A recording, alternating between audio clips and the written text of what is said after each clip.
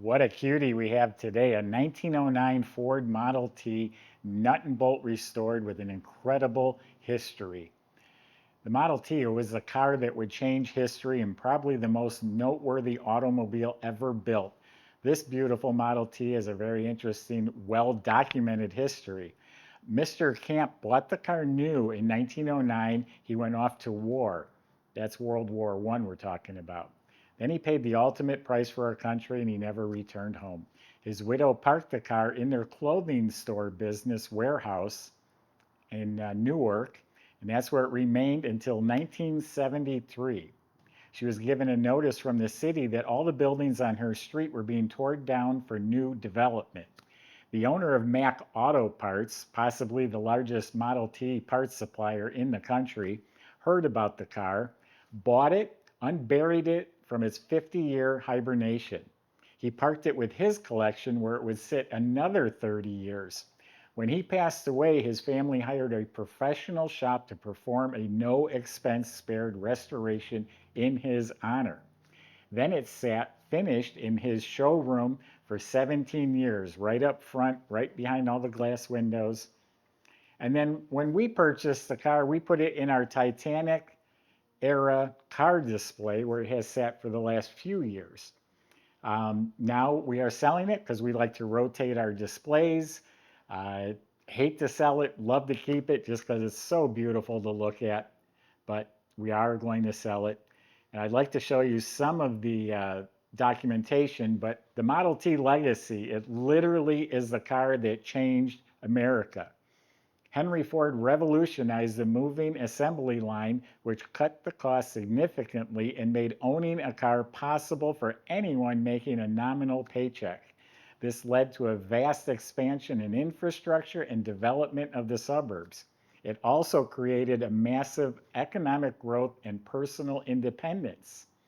15 million Model T Fords were produced from the years 1909 to 1927.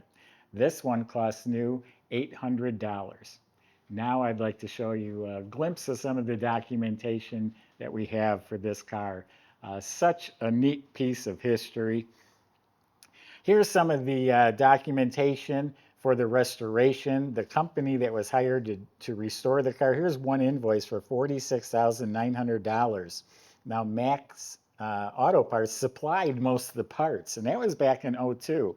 Here's some of the photos of the restoration. You can see it was taken down to the last nut and bolt. And there's more pictures that go with it. Believe it or not, you could get the original shipping invoices from Ford on their microfilm.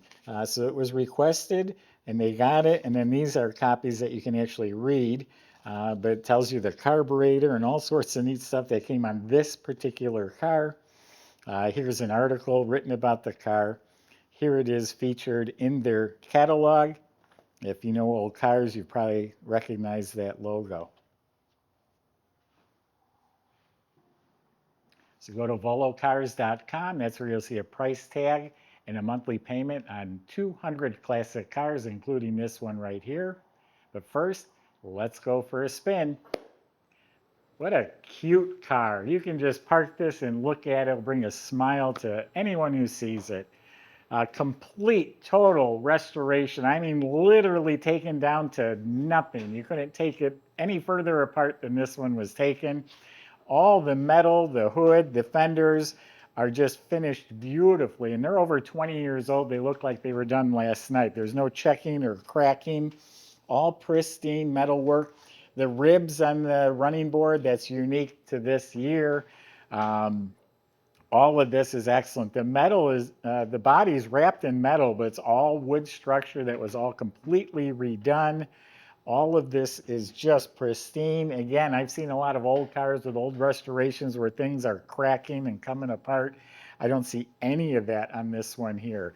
It's all beautiful and it's like glass finish, absolutely straight. And we have photos of the restoration process where it was taken down, restored, primed, painted, put back together. Now it has this ribbon around the fenders that are done in black, and then it has like a cream pinstripe down the middle of that, which is beautiful. Now this one's done in red, and you've maybe heard the saying that Henry Ford says you can get any color as long as it's black. That wasn't true the first 2 years. There were 4 colors available, one of them being red. Do you know why he switched to all black? For one, to keep the assembly line process simple as can be, and black was the fastest drying paint, just to keep things moving along quickly. So again, all of the paint is beautiful, shiny, gorgeous. And you notice all the shiny brass. That's what they used back then. Later on, they quit using brass because World War I, they needed the brass to make artillery shells. And that's when they started going with a lot of painted items. So an early Model T like this with all the brass is very desirable.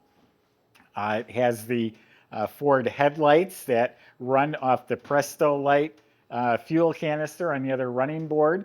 These here run off kerosene, which you just fill in there, and once you run out until you refill it.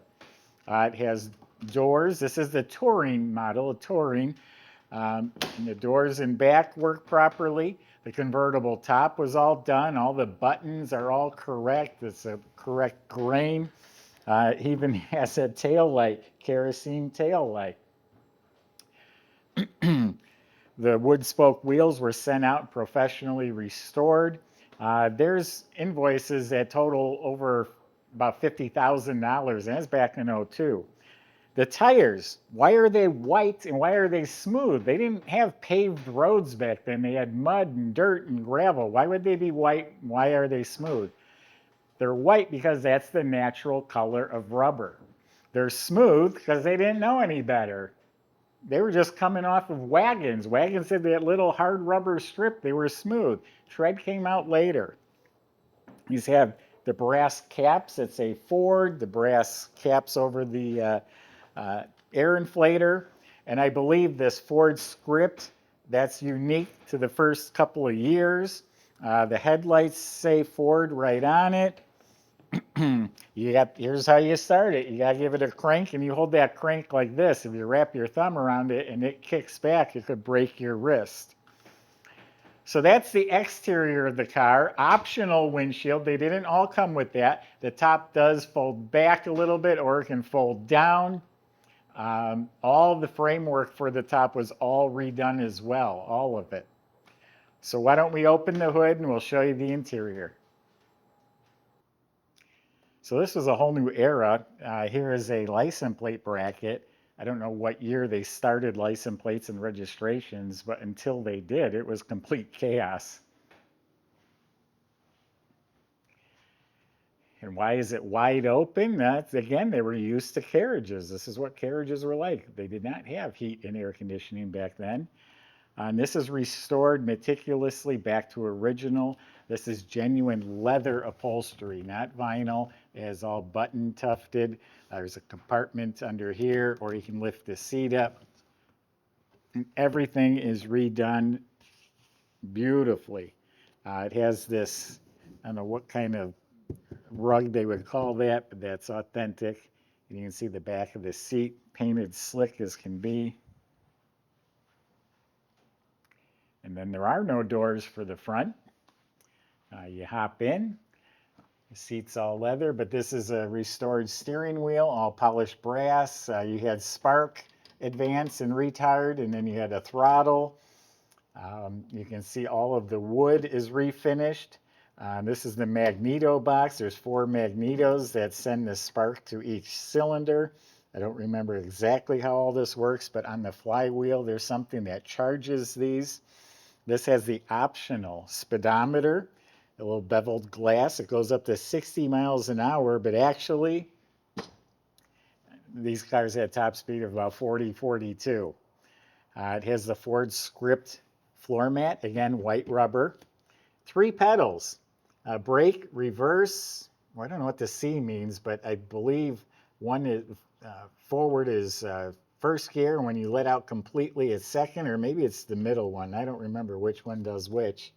And then you have the emergency brake.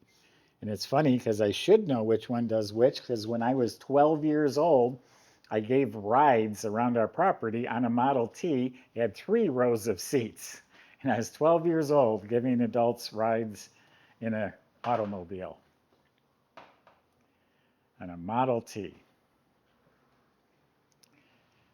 Now, the engine was completely rebuilt at the time. It's the original engine. It has the Ford script on the head. It has the correct spark plugs and wires and manifolds. It's supposed to be an extremely rare carburetor that's on there. And look at the belt. This is the way they were. It's actually a leather belt. There's Ford script on the cap there. There's a tag on the radiator. It's the McCord Manufacturing Company. And Michael's actually going to show you how this runs. We'll see in a few minutes.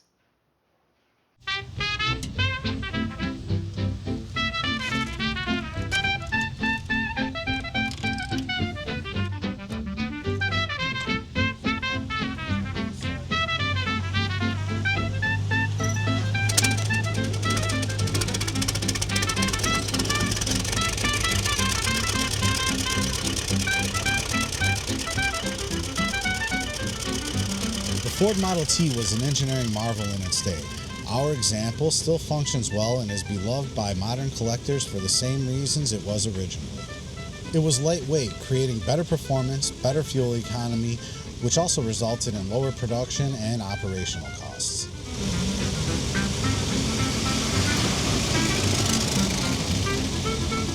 It also had a flexible chassis that bent but didn't break while traveling harsh road conditions back then.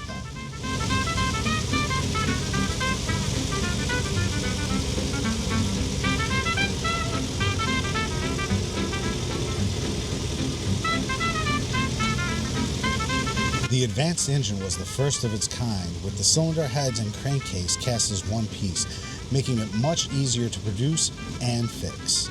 A revolutionary flywheel magneto took advantage of the already spinning flywheel and generated electricity simply like never before.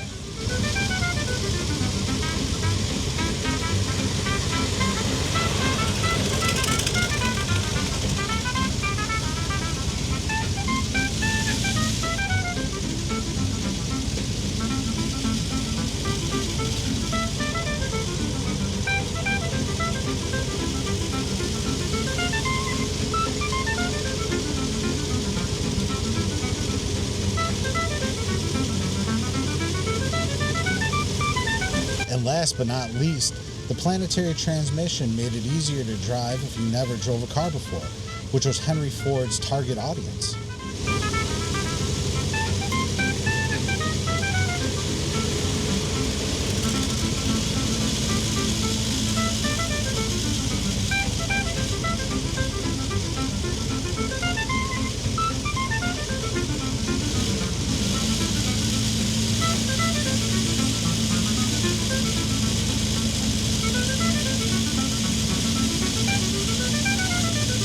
Now that you have seen this Model T running and driving, push the Buy It Now button with confidence and make this historical collectible part of your future.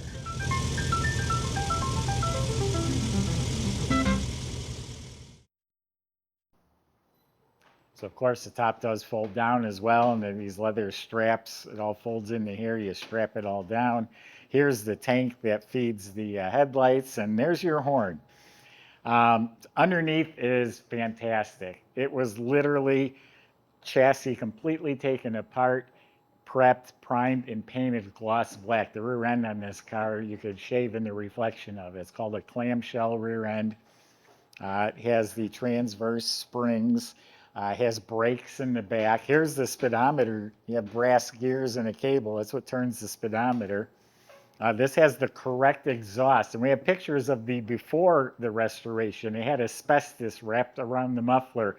Well, now it has a wrap around it. It looks the same, but it's not made out of asbestos. They're a planetary transmission. That's what they're called. I don't know what that means, but I've heard of that before. So this is one of the best examples of a Model T you will see anywhere, and it's just absolutely cute. It does run and function. If that's what you chose to do, and take it in parades or take your grandkids around the block. But if nothing else, it's just absolutely stunning to look at. It's a piece of American history. Go to volocars.com. Salesmen can help answer your questions like how to get your Model T delivered home. If you need financing, they can help with that too. Thanks for watching.